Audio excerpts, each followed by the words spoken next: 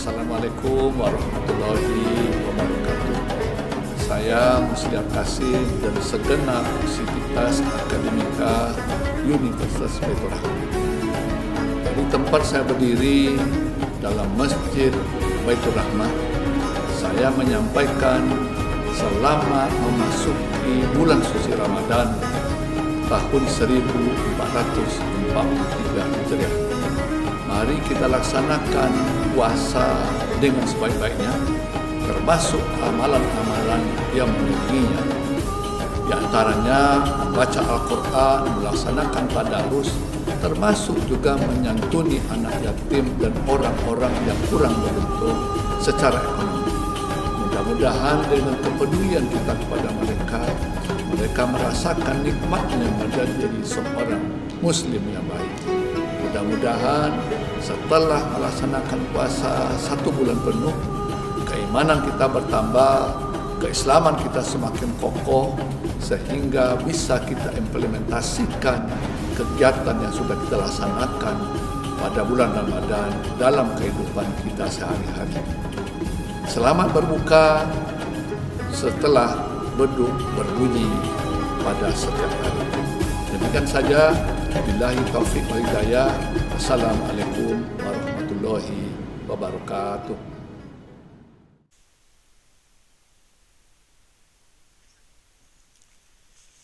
Bismillahirrahmanirrahim. Assalamualaikum warahmatullahi wabarakatuh. Alhamdulillah alladzi amarana bi dzikrihi dzikran katsira. Asyhadu an la ilaha illallah wa asyhadu anna Muhammadan abduhu wa rasuluh la nabiyya ba'dah. Para pemirsa dan pendengar di mana saja berada, tema kita untuk saat ini terkait dengan anak adalah ujian dan cara mendidiknya. Tentunya hanya kepada Allah Khalik Maha Pencipta kita senantiasa bersyukur dan bertawakal kepadanya. Allah lah yang menggenggam seluruh kekuasaan, Allah lah yang menggenggam dan aturan ini, dan juga menggenggam dan menguasai hati kita, sehingga kita sebagai umat Islam pada bulan ini memilih untuk menjalankan perintah agama, yaitu Siyamul Ramadan dan Qiyamul Ramadan. Salawat bering salam tetap buat junjungan kita Nabi besar Muhammad sallallahu alaihi wasallam. Allahumma shalli ala Sayyidina Muhammad wa ala alihi wa sahbihi ajmain. Para pendengar dan pemirsa, sebelum kita lanjutkan, berkenan kita membaca sholawat buat baginda Rasulullah sallallahu alaihi wasallam. Allahumma sholli ala habibina Muhammadin tibil qulubi wa shifaiha. Adalah mudah-mudahan kita mendapatkan syafaatnya. Untuk kajian kita bahwa anak adalah ujian dan cara mendidiknya, Allah berfirman dalam surah Al-Anfal ayat 27. A'udzu billahi minasyaitonir rajim.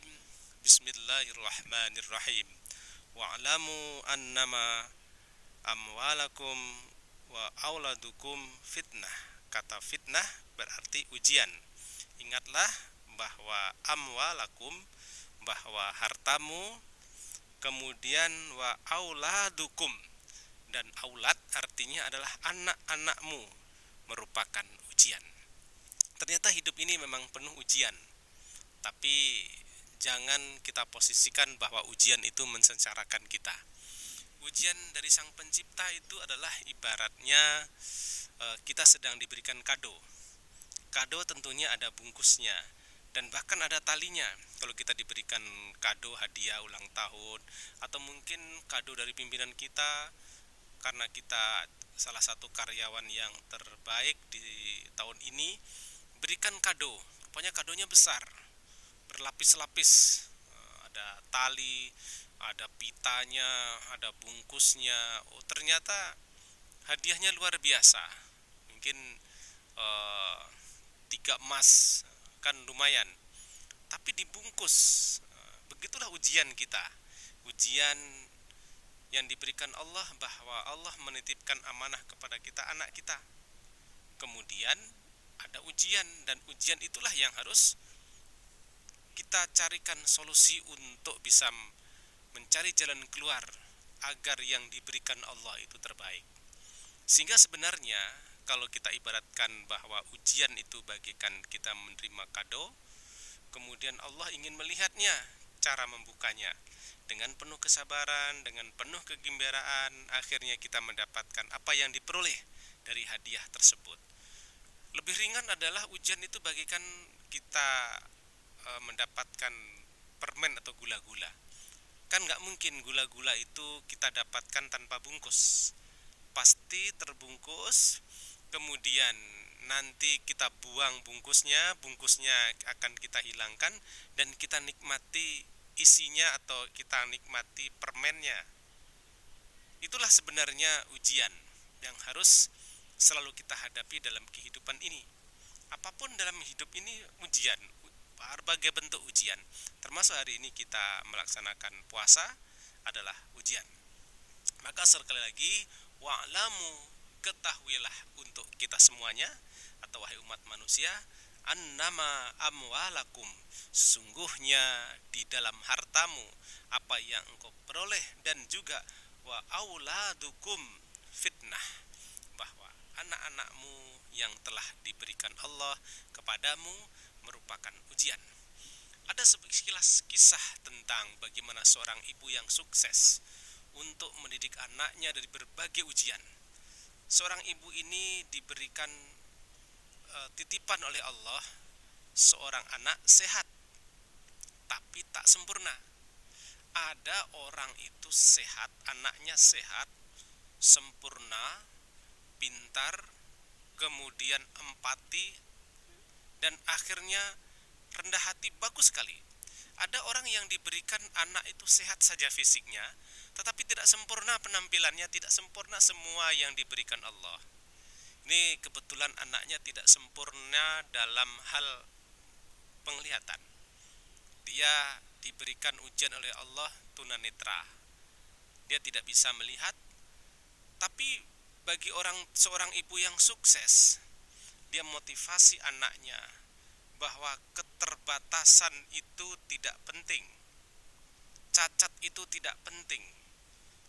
Yang terpenting adalah mendidiknya dengan tidak cacat. Anak kita cacat, tapi kalau mendidiknya tidak dengan cara mendidik cacat, dia akan menjadi berguna walaupun dia tidak sempurna. Jadi seorang ibu melihat anaknya tidak sempurna tapi punya potensi untuk menghafal, maka seorang ibu ini memasukkan anaknya ke rumah tahfiz, rumah menghafal Al-Quran. Kemudian dititipkan kepada seorang guru agar anaknya menghafal Al-Quran. Biarlah anak saya cacat, namun saya mendidik tidak boleh cacat. Dibanding dengan seseorang yang diberikan anak dengan penuh sempurna, sehat fisiknya, matanya sehat, mukanya, paras wajahnya cantik, semua lengkap, tapi tidak dididik dengan benar. Di rumahnya dididik dengan penuh pendidikan yang cacat, akhirnya tidak mendapatkan apa-apa. Sementara seorang ibu ini dididik anaknya dengan penuh ketekunan, dengan penuh kasih sayang, akhirnya anaknya menghafal Al-Quran. Setiap event MTQ kabupaten, anaknya tampil untuk mewakili kecamatan, sehingga anaknya mewakili kabupaten. Akhirnya anaknya pun menjadi juara pada tingkat provinsi. Setelah tingkat provinsi, akhirnya anaknya pun menjuarai dan mewakili tingkat nasional dengan kondisi tunanetra. Tetapi seorang ibu tidak merasakan anaknya cacat. Ini ujian dari Allah, dan Allah berikan pasti ada hikmahnya. Allah titipkan kepada kita pasti ada hikmahnya. Akhirnya dengan kondisi yang serba keterbatasan, namun pemikiran dan hati tidak punya keterbatasan dalam membaca, dalam menghafal Al-Quran, menjadi posisi yang terbaik karena mampu mengelola ujian. Hadirin para pendengar dan pemirsa di mana saja berada, itu adalah sekilas tentang bagaimana seorang ibu yang diberikan ujian kepada Allah, dititipkan anak-anaknya, tetapi tidak sempurna, namun mampu mengelola. ada hal lain lagi, sesuatu yang berat di hadapan kita. Yang berat di hadapan kita adalah ketika kita menyuruh anak-anak melaksanakan sholat. Itu yang berat. Beberapa orang tua pernah bercerita bahwa yang diantara yang sulit dan ujian adalah ketika memerintahkan anak-anaknya untuk sholat. Sementara itu benar yang dilakukan oleh para nabi Allah agar anak-anaknya mendirikan sholat. Di antaranya adalah ya bunayya aqimis sholah wa'mur bil ma'ruf wanha 'anil munkar wasbir 'ala ma asabak inna dzalika min azmil umur. Dalam arti bahwa wahai anak-anakku, kata Luqmanul Hakim dalam mendidik anaknya, dirikanlah sholat dan suruhlah manusia mengerjakan yang baik dan cegahlah mereka dari perbuatan yang mungkar dan bersabarlah terhadap apa yang menimpa kamu. Sesungguhnya yang demikian itu termasuk hal-hal yang diwajibkan. Saudara pendengar dan pemirsa di mana saja berada, ujian di hadapan kita bagi anak-anak kita untuk zaman milenial ini adalah menyuruhnya sholat. Ada orang yang disuruh sholat dari SD, dari SMP, sampai menikah pun tidak melaksanakan sholat. Ini disebabkan kenapa? Memang ujian. Oleh karena itu kewajiban kita sebagai orang tua, apapun yang terjadi jangan berhenti untuk mampu memperingatkan. Karena itu adalah ujian. Melaksanakan sholat adalah sebuah kewajiban dari orang tua, apapun kondisinya. Oleh karena itu, bagaimana caranya? Ada beberapa hal. Menyuruh sholat, menyuruh bersabar, menyuruh berbuat baik adalah ujian, tetapi kita juga harus mampu memberikan strategi agar anak-anak kita melakukan apa yang kita minta dan kita harapkan. Yang pertama, ujian itu harus kita hadapi dengan penuh perhatian kepada anak-anak kita. Selalulah kita memikirkan atas kondisinya, termasuk yang terpenting adalah kondisi agama. Perhatikanlah sholatnya, baik pada apapun. Yang terpenting kita mampu memberikan yang terbaik, jangan pernah kita abaikan. Penuh perhatian kepada anak-anak kita. Ada sebuah pepatah, jangan berikan harta kepada anak-anakmu, tapi berikan jiwa. Apa berikan jiwa? Itu tantangan. Berikan jiwa, di dalam jiwa itu ada ilmu, ada rasa, ada sikap, sehingga ketika besar dia mampu menjadikan dan membuat rumah buat orang tuanya. Dalam arti kata seorang bujangga berkata, jangan berikan rumah kepada anakmu, berikan hati. Kalau anak-anakmu engkau berikan hati, pada saat tertentu dia akan bisa membuat rumahnya sendiri, bahkan membuatkan rumah untukmu. Tapi kalau kita berikan harta, kita berikan rumah tanpa kita berikan hati, akhirnya persoalannya adalah kita di akhir masa. Kita mendapatkan banyak masalah ketika anak-anak kita ternyata dia berhutang kepada orang lain dan kita sudah pensiun. Lebih baik berikanlah hati kepada anakmu, jangan berikan rumah atau harta. Dengan hati, anakmu akan bisa bikin rumahnya sendiri, dan pada saat tertentu engkau akan dibikinkan rumah di akhir masamu. Itulah tantangan, tetapi kita harus berikan perhatian kepada anak kita. Para pemirsa dan pendengar di mana saja Anda berada, tantangan terus pasti kita hadapi. Menyuruh sholat tantangan dan ujian, menyuruh berbuat baik adalah ujian, menyuruh bersabar bagi anak-anak kita juga ujian. Tapi jangan lupa, setelah pertama penuh perhatian caranya, yang kedua adalah memperlakukan anak kita dengan prinsip keadilan. Seperti Nabi Ibrahim selalu mencontohkan komunikasi yang dialogis kepada anaknya. Ketika diperintahkan Allah untuk perintah berkorban, maka Nabi Ibrahim juga berdialog kepada anaknya. Wahai anakku, sesungguhnya arafil manam, aku telah menyaksikanmu di dalam mimpiku, bahwa Allah menyuruh agar aku menunaikan tugas dari perintah Allah untuk mengorbankanmu. Anak yang dididik dengan baik, dia akan menjawab, ya abatif'al ma tu'maru satajiduni insyaallah minas minas sabirin.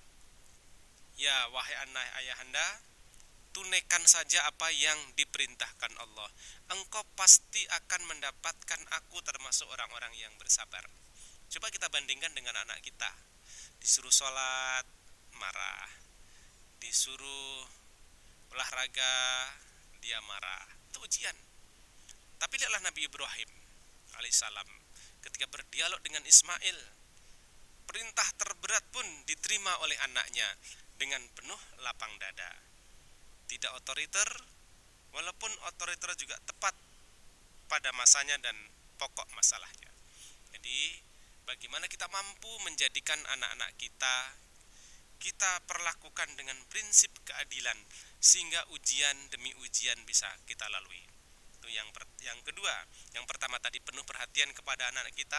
Yang kedua memperhatikan anak kita dengan prinsip keadilan.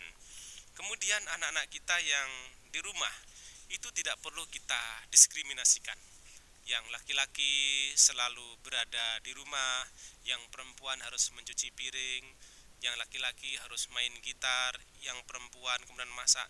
Itu tidak adil. Coba sekali-kali anak-anak laki-laki juga mencuci piring. Anak laki-laki juga harus menyapu sehingga dia mandiri. Orang-orang anak-anak kita yang sudah juara kemudian tidak boleh bekerja, jangan. Yang juara pun harus dia melakukan apa yang dilakukan dengan yang tidak juara. Karena tidak ada jaminan yang juara besok membahagiakan orang tuanya, dan juga tidak ada jaminan anak-anak yang tidak juara membuat orang tuanya susah, tidak. Bahkan yang tidak juara pun akhirnya dia yang menunggui orang tuanya di rumah sakit. Lakukanlah anak kita dengan prinsip keadilan. Jangan mendiskriminasikan. Kalau kita sudah mengkastakan anak-anak kita di rumah, yang juara tidak apa-apa, tidak bekerja, yang kemudian yang tidak terlalu pintar disuruh-suruh, itu membuat anak-anak tidak diperlakukan secara adil. Ketika anak-anak kita diperlakukan tidak secara adil, maka nanti di masyarakat pun menjadi orang-orang yang tidak adil. Ini sebuah ujian yang harus kita sikapi. Kemudian yang terakhir adalah memaklumi kekurangan anak didik kita. Anak kita harus kita maklumi bahwa setiap orang, setiap anak mempunyai kelebihannya di bidang masing-masing. Oleh karena itu tidak perlu terlalu kita banding-bandingkan, tetapi memotivasi sangat diperlukan. Jangan sampai nanti anak kita punya hal ini, yang satu ahli ini, kemudian kita berbeda menyayanginya. Ada anak kita yang suka ilmu agama, dipersilahkan. Anak kita yang suka ilmu teknik, silahkan. Anak kita yang suka ilmu komputer, dipersilahkan. Yang terpenting semuanya dalam rangka mencari ridha Allah. Kemudian sebagai penutup pertemuan kita pada sesi ini ada sebuah puisi yang perlu kita bacakan. Jika anak dibesarkan dengan celaan, jadi di keluarga itu anak suruh mencela, dibesarkan dengan saling mencela, maka dia akan belajar memaki. Maka di luar rumah dia memaki teman-temannya di sekolahnya. Kemudian jika anak dibesarkan dengan permusuhan, di rumah bertengkar terus, masalah ekonomi bertengkar, sedikit-sedikit bertengkar. Di bulan puasa pun bertengkar orang tuanya. Maka anak itu akan belajar berkelahi.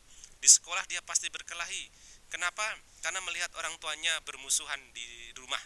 Kemudian jika anak dibesarkan dengan motivasi, maka dia akan belajar percaya diri. Berikan motivasi terbaik kepada anak-anak kita di rumah, sehingga kita mampu menjalani setiap ujian dan tantangan dalam kehidupan sehari-hari.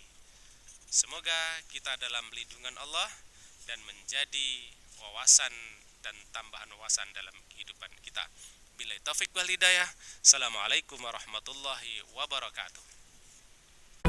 Penerimaan mahasiswa baru Universitas Baitur Rahmah, S1 dan Profesi Dokter Umum, S1 dan Profesi Dokter Gigi, S1 Manajemen dan Kewirausahaan, S1 Kesehatan Masyarakat, D3 Kebidanan, D3 Radiologi, D4 Keperawatan Anestesiologi, S1 Administrasi Rumah Sakit, S1 Farmasi Klinis, dan D3 Akademi Keperawatan Baitur Rahmah. Untuk pendaftaran silakan kunjungi website pmb.unbrah.ac.id.